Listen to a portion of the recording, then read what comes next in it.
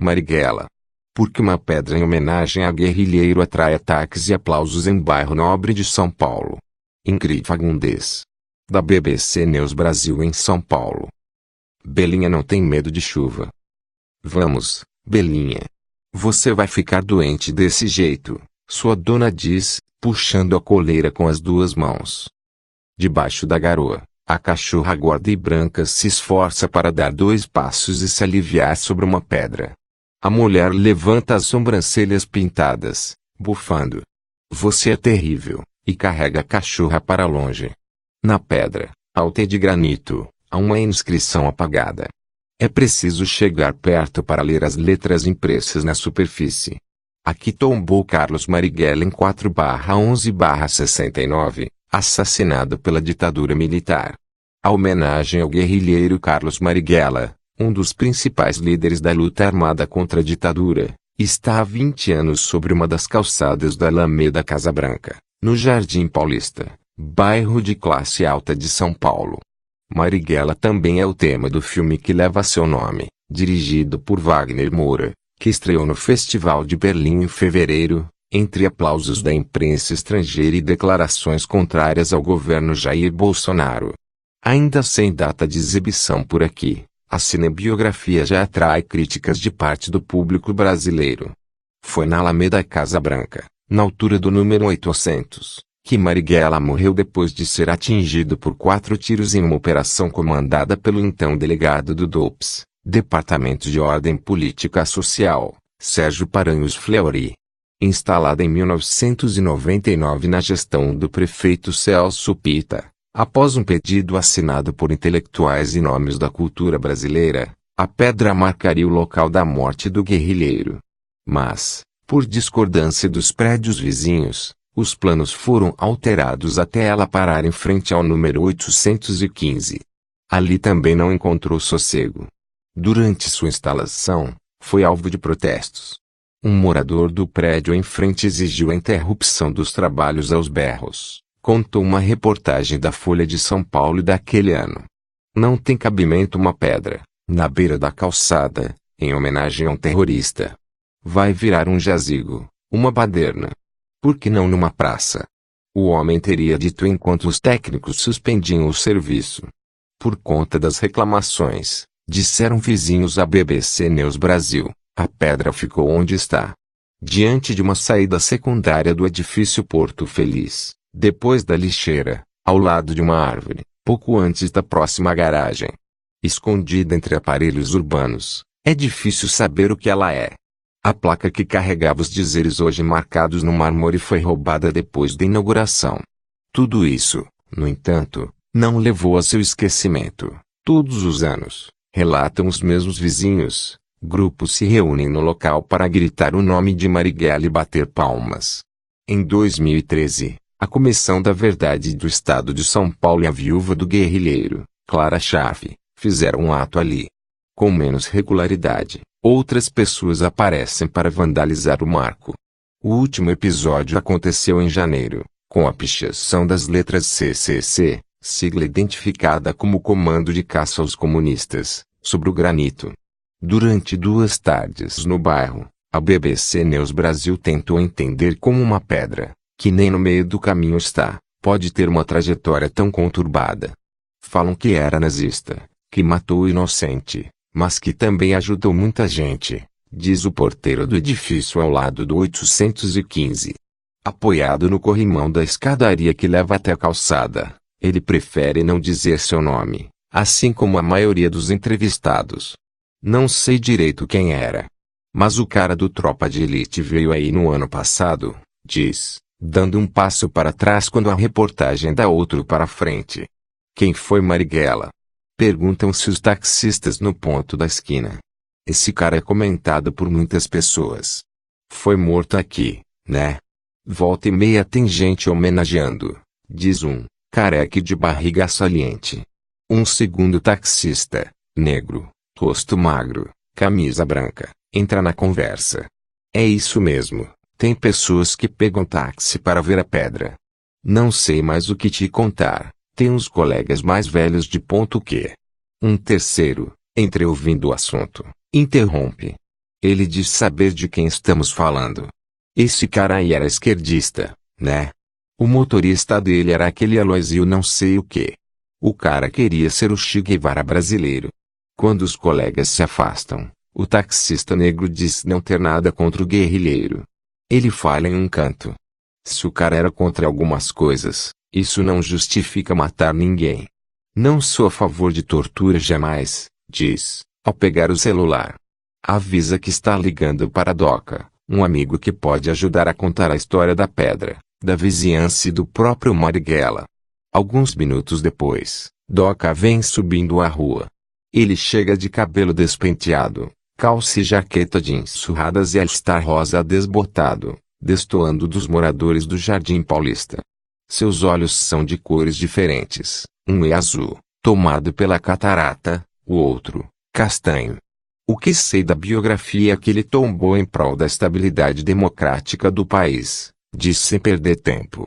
Ele foi muito importante, uma das bases de sustentação da luta armada para que voltasse a estabilidade política e democrática do Brasil. Para mim, ele foi um herói.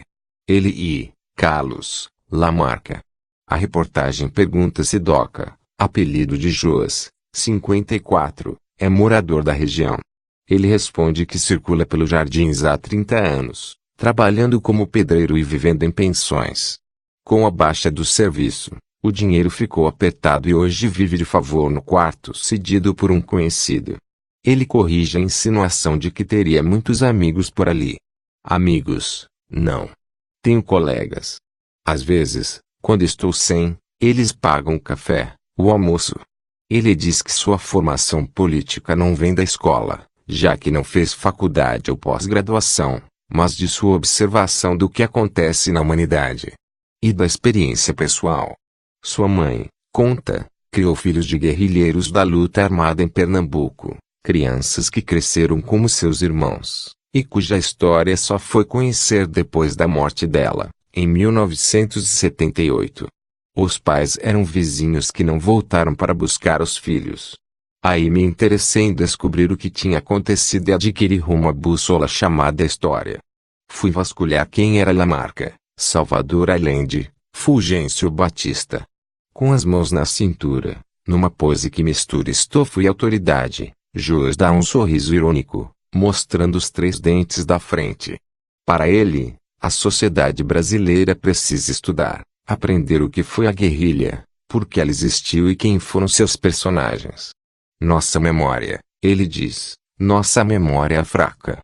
Na sacola que carrega, a bolsa promocional de uma livraria, lê-se uma frase do filósofo alemão Friedrich Nietzsche. Sem a música, a vida seria um erro. Joas passa por Chico Buarque, Caetano Veloso e Geraldo Vandré antes de escolher uma canção de Raul Seixas para o momento. Sabe aquela? Eu conheço a história do princípio ao fim, ele pergunta, tentando lembrar o resto da letra. Do princípio ao fim, Carlos Marighella nasceu em Salvador em 1911, filho de um mecânico italiano e de uma ex-empregada doméstica filha de escravos. As ideias socialistas de seu pai o influenciaram desde cedo. Começou a envolver-se com política quando era estudante do curso de Engenharia Civil da Escola Politécnica de Salvador, em 1930, e entrou no então Partido Comunista Brasileiro. Foi preso pela primeira vez em 1932, a primeira de várias detenções como integrante do PCB. Em 1945, com o partido legalizado e Marighella anistiado pelo presidente Getúlio Vargas, foi eleito deputado para a Assembleia Nacional Constituinte pelo estado da Bahia. A Assembleia promulgou a nova Constituição em 16 de setembro do ano seguinte, convertendo-se em um Congresso normal. Seu mandato, no entanto, foi cassado em 1948, depois que, alegando vínculos com a União Soviética, o TSE, Tribunal Superior Eleitoral, cancelou o registro da sigla. O golpe militar de 1964, que derrubou o presidente João Goulart, marcou a transição de Marighella para a luta armada. Ele viu o despreparo da esquerda para enfrentar as forças conservadoras como um erro fatal. Desde então, Discordâncias crescentes nos quadros do PCB sobre o tema levaram a idas e vindas até sua expulsão em 1967, depois que participou da Conferência da Organização Latino-Americana de Solidariedade, OLAS, sem dar satisfação ao partido. Em Havana, onde aconteceu o evento, pronunciou o seguinte discurso: nenhuma vanguarda pode pretender-se tal se não se preparou e não preparou o povo por meio da luta armada. Formou, então, o Agrupamento Comunista de São Paulo, que depois se tornaria a ALN, Aliança Libertadora Nacional, pioneira na guerrilha urbana por meio de assaltos, seu jeito de conseguir fundos. Essas ações começaram em 1969, pouco depois da promulgação do Ato Institucional número 5, que marcou o endurecimento do regime militar. Foi o ano em que Marighella participou de vários assaltos da ALN, publicou o mini manual do guerrilheiro urbano, e se tornou o inimigo número 1 das Forças Armadas. Foi também o ano em que morreu na Alameda Casa Branca. No dia 4 de novembro de 1969, por volta das 8 horas da noite, Marighella descia a rua nos Jardins para um encontro com 2 frades dominicanos com quem mantinha contato. No livro A Ditadura Escancarada, Elio Gaspari conta que religiosos do convento da Ordem Dominicana, no bairro de Perdizes, apoiavam o guerrilheiro desde 1967. Um deles, por exemplo, era responsável por encontrar casas onde o professor Menezes, como ele pedia para ser chamado, pudesse se hospedar.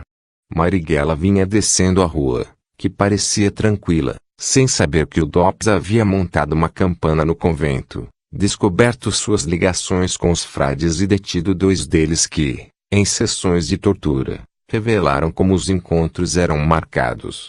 O Fusca azul estacionado em frente ao número 806, com os Freis Ive e Fernando a bordo, indicava que aquela seria uma reunião como as outras.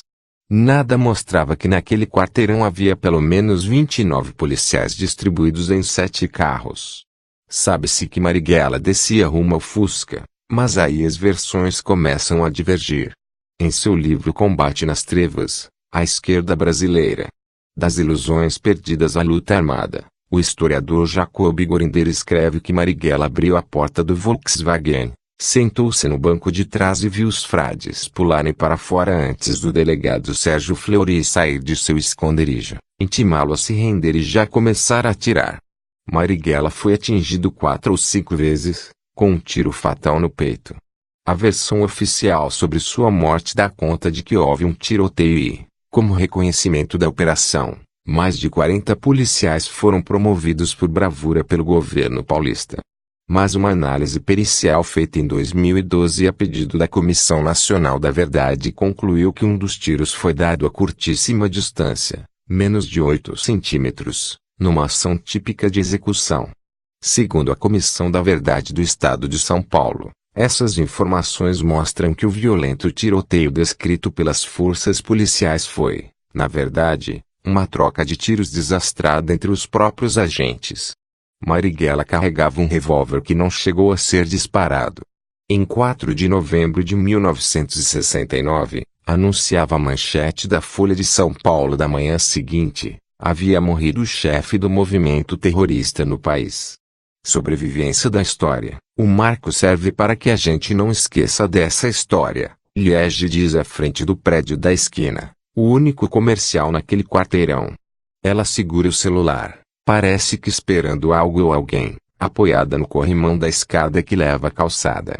Acabou de sair de uma sessão com seu terapeuta, que frequenta há 15 anos, sendo ela própria uma psicanalista.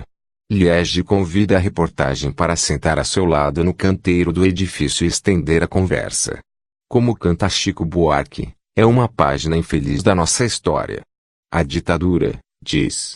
Que vidas tenham sido eliminadas por defender ideias é lamentável. Liege fala olhando para cima, como se ponderasse todas as polêmicas em torno de Marighella. Tem pele branca, cabelos loiros e olhos castanhos que às vezes encaram e às vezes observam os arredores. E alguém que morreu, não sei se como mártir, mas a forma como foi eliminado, a perseguição que sofreu sem ter tido a chance de responder legalmente pelo que fez.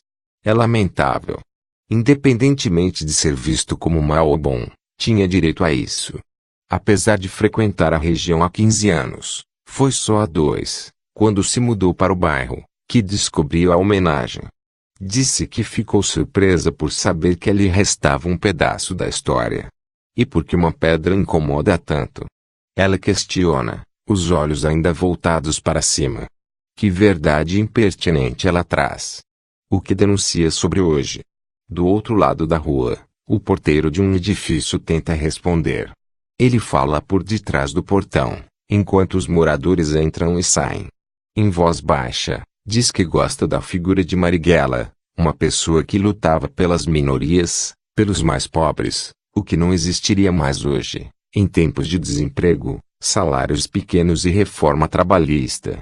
Não critico a classe alta, vivo dela, trabalho para ela, mas eles não entendem que falta alguém que lute pelas minorias. E o cara fazia isso. Filho da década de 1960, ele diz que viveu a ditadura no interior de Pernambuco e não tem boas recordações. Não dava para dizer nada, lembra, e ser calado e miserável era muito ruim.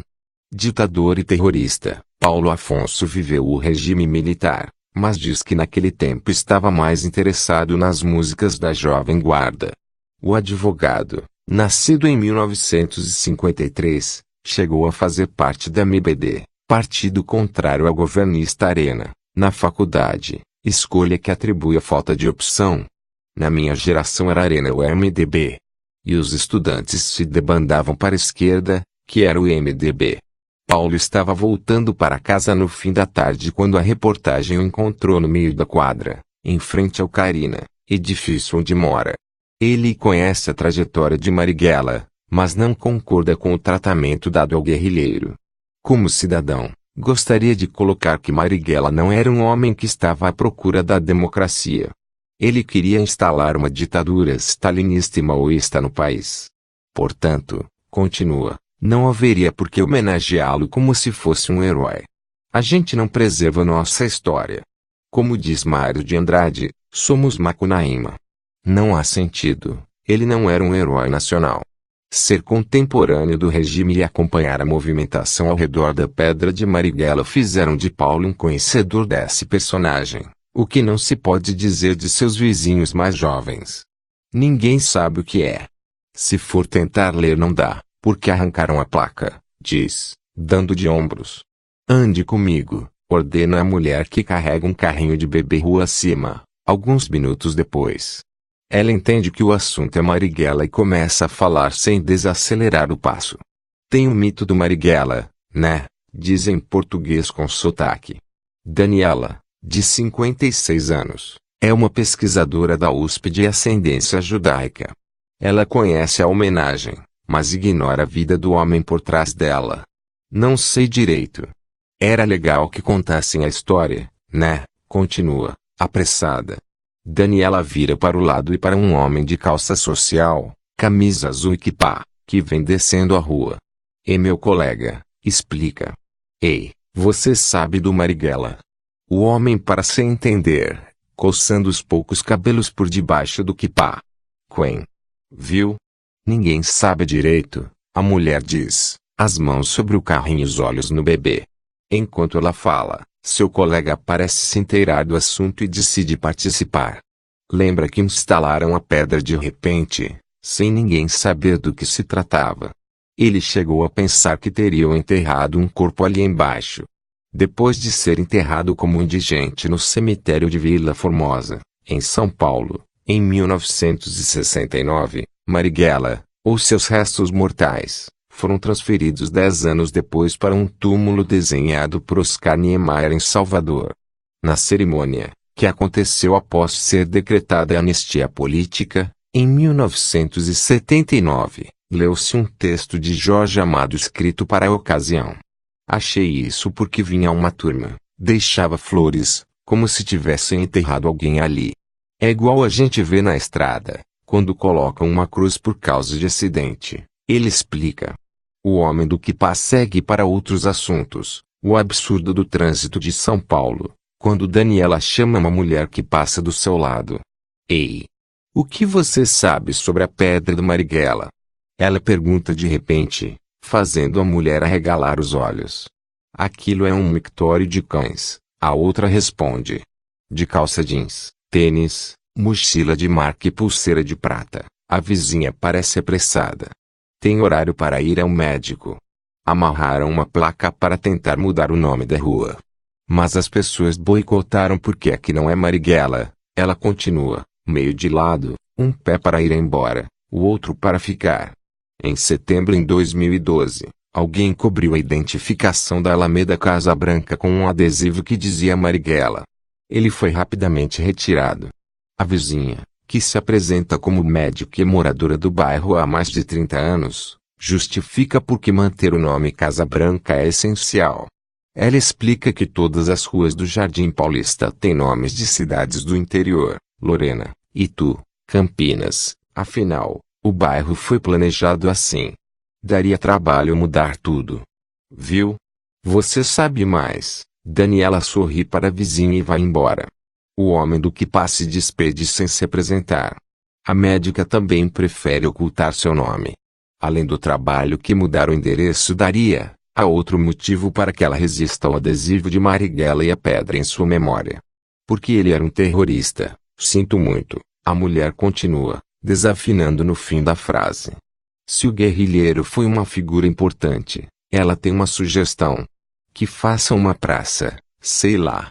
Mas mexer no bairro não é bem visto pelos moradores. A maior parte deles, diz, não é favorável à ideologia que Marighella pregava. Durante a entrevista, entregadores e empregadas entram e saem dos prédios ao redor.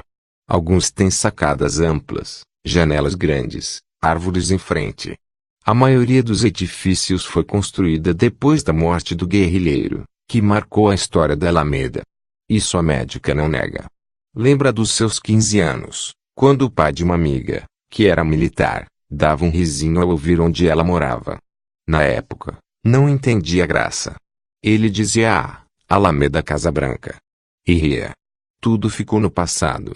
Hoje seu filho de 18 anos não tem ideia de quem foi Marighella, assim como outros da mesma idade. Para ela, o período do regime militar pode ser visto de diferentes formas e ela se recusa a escolher uma. A história está sendo manipulada, diz, como no livro 1984, de George Orwell. É difícil saber o que de fato aconteceu. Nuvens escurecem no céu, mas não chove há algum tempo. Trovões soam ao longe. Prepara-se uma tempestade. A maior parte não conhece esse negócio do Marighella, outra não concorda. O problema é um grupo de pessoas impor sua vontade a quem não tem nada a ver. Ela dá um passo para o lado, se preparando para ir embora. Isso é uma ditadura.